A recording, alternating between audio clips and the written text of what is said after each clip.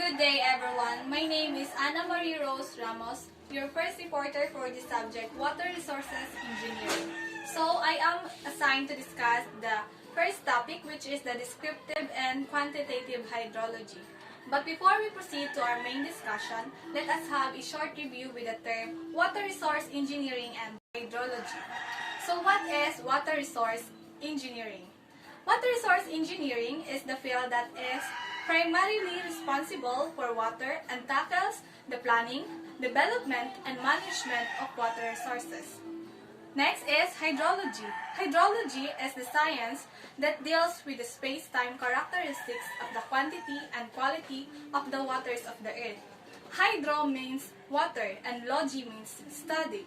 So, hydrology is also defined as study of water. Let us also differentiate the term descriptive or qualitative to quantitative data.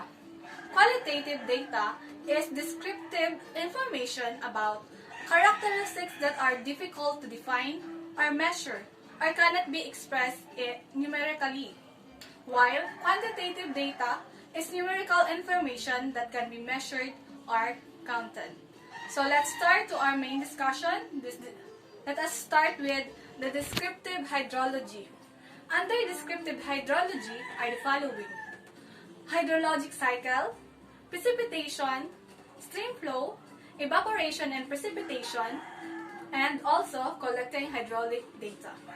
So I have here an example of hydrological cycle where you can see different processes of the evaporation, the precipitation, the transpiration, and condensation. Out of all the processes in the hydrological cycle, the most important processes are the evaporation, transpiration, condensation, precipitation, and runoff. Evaporation is the water that comes from the river, seas, and so on, that transfers into a gas or water vapor. Transpiration, the process by which plants and animals, including human, give off water vapor through pores and evaporate it. Next is the condensation, the process by which the water vapor changes into liquid. And then after condensation is the precipitation. Precipitation is any type of water that forms into the Earth's atmosphere and then drops onto the surface of the Earth. And lastly is the runoff, flow of water that is not absorbed into the soil. Precipitation. Precipitation occurs in variety of forms which are of interest of the meteorologist, but the hydrologist is interested in distinguishing only between liquid precipitation, the rainfall, and frozen precipitation, the snow, hail, sleet, and freezing rain. So there are so many ways to get the measurement of precipitation, but I do not include it here because we have discussed it already in our past subject, the hydrology. Next is stream flow. Stream flow is a measurement of the amount of water flowing through a stream or river over a fixed period of time. Stream flow cannot be measured directly, say by plunging an instrument into a river. Instead, it must be calculated in a process known as stream gauging. Next is the evaporation and transpiration. Evaporation is the transfer of water from the liquid to the vapor state. Transpiration is the process by which plants remove moisture from the soil and release it to the air as vapor. More than half of the precipitation which reaches the land surface of the earth is returned to the atmosphere by the combined processes called evapotranspiration. To determine the evaporation, there are two methods, the direct methods and indirect methods. So, direct methods of measurement of evaporation. First is the water budget technique. This technique involves the maintenance of a water budget. Mathematically, it is stated as E is equals to I plus E equals to I minus O plus change in S. where E is equals to the evaporation, I is equals to inflow into soil reservoir, O is equals to deep percolation, and change in S is equals to change in storage. Next is the lysimeter. Lysimeter is a measuring device which can be used to measure the amount of actual evapotranspiration which is released by plants, usually crops or trees.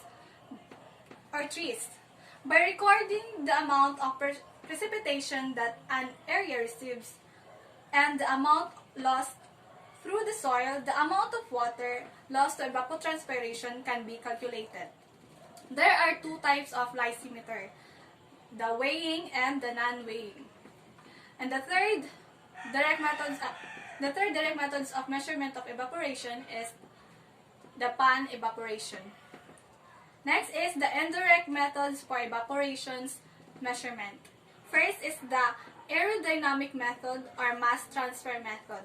Next is the energy budget method, or mathematically stated as Rn is equals to E plus A plus C plus S, where Rn is equals to net radiation available energy from the sun, and E is equals to the energy used in evaporation. A is equals to the energy used in heating air. S is equals to energy used in heating water. C is equal to the energy used in heating the surrounding of water. Next is the Penman equation. It is the combination of aerodynamics and energy budget equations.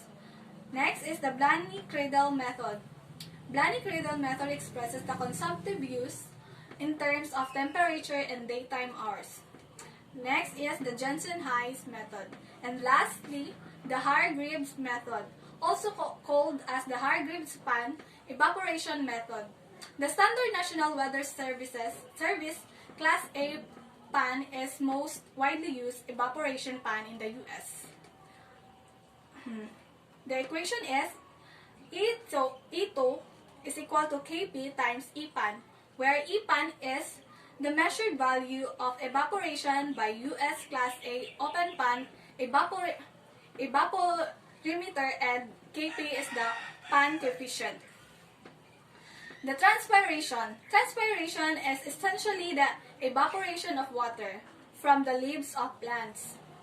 Rates of transpiration will therefore be about the same as the rates of evaporation from a free surface water if the supply of water to the plant is not limited. Next is the evapotranspiration. It describes the total water removed from an area by transpiration and by evaporation from soil, snow, and water surfaces. An estimate of the actual evapotranspiration from an area can be made by subtracted measured outflow from the area from the total water supply. Change in surface and underground storage must be included when significant. Lastly is collecting hydrologic data. Hydrology is highly data dependent and requires good samples of the hydrology of a watershed in both time and space. For meaningful answers, these samples must be representative. In addition, the time samples must be homogeneous. The next is the quantitative hydrology. Under quantitative hydrology are the following: basin discharge and runoff. Next is the estimating volume of runoff, hydrograph analysis, and computer simulation. For basin recharge and runoff, as rain falls toward the earth, a portion of it is intercepted by the leaves and stems of vegetation. The water so retained interception, together with the depression storage and soil moisture, constitutes basin recharge, the portion of precipitation which does not contribute to stream flow or groundwater. For estimating volume of runoff, there is a formula which is R is equals to P minus L minus G, where R is equals to direct runoff, P is equals to precipitation, L is equals to basin recharge, G is equals to groundwater accretion. For runoff coefficients, In design of storm drains and small water control projects, runoff volume is commonly assumed to be percentage of rainfall. So here I have a values of the runoff coefficient for various surfaces. For surface in urban residential, the single houses, there is a 0.30 value of K. For garden apartments, there is a 0.50 value of K.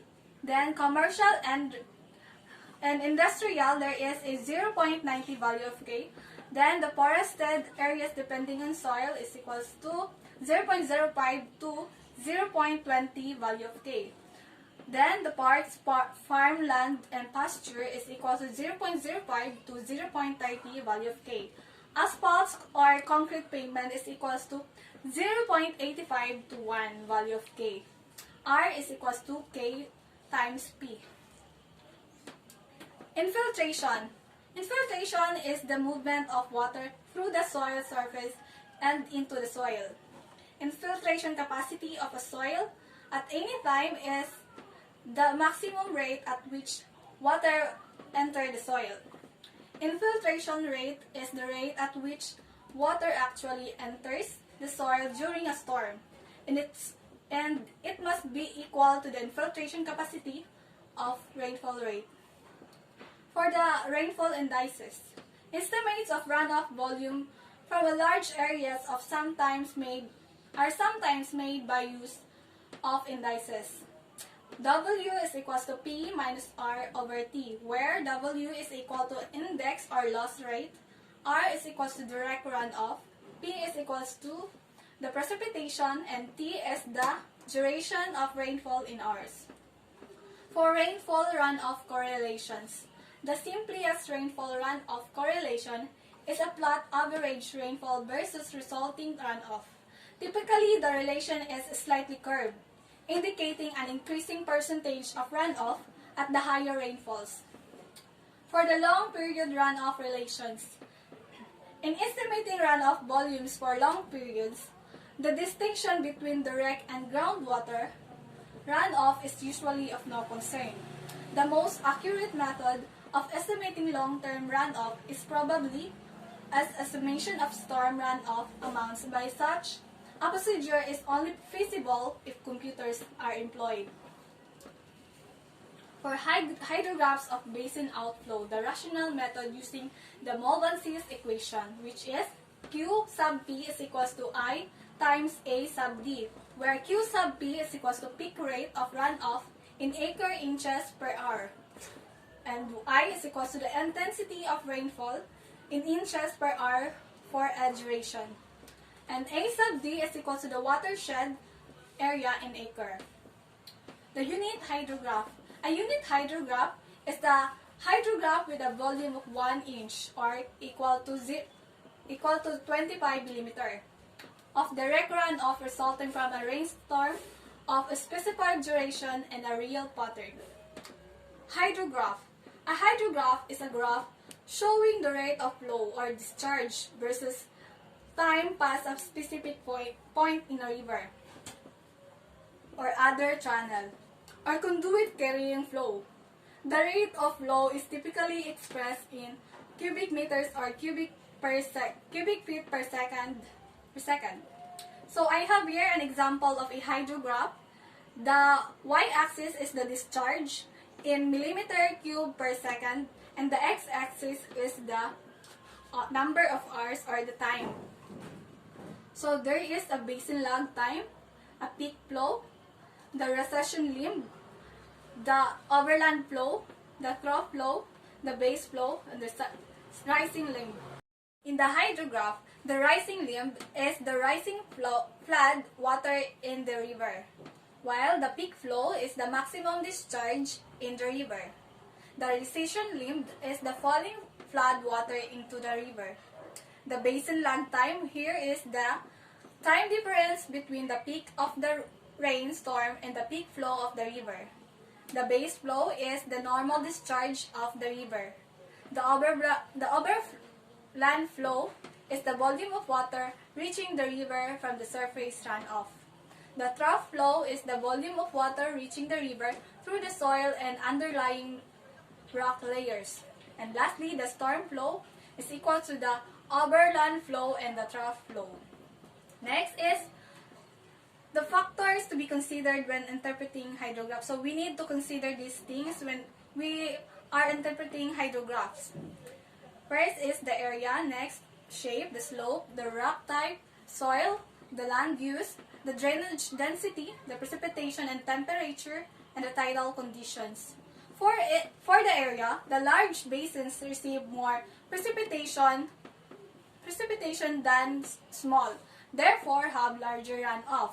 The larger size means longer lag time, as water has a longer distance to travel to reach the trunk of the.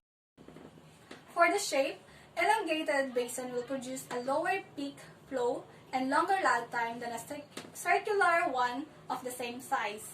And for the slope, channel flow can be faster down a steep slope, therefore steeper rising limb and shorter lag time. For the rock type, permeable rock means rapid infiltration and little overland flow, therefore shallow rising limb. For the soil, infiltration is generally greater on thick soil, although less porous soils, sample clay, act as impermeable layers.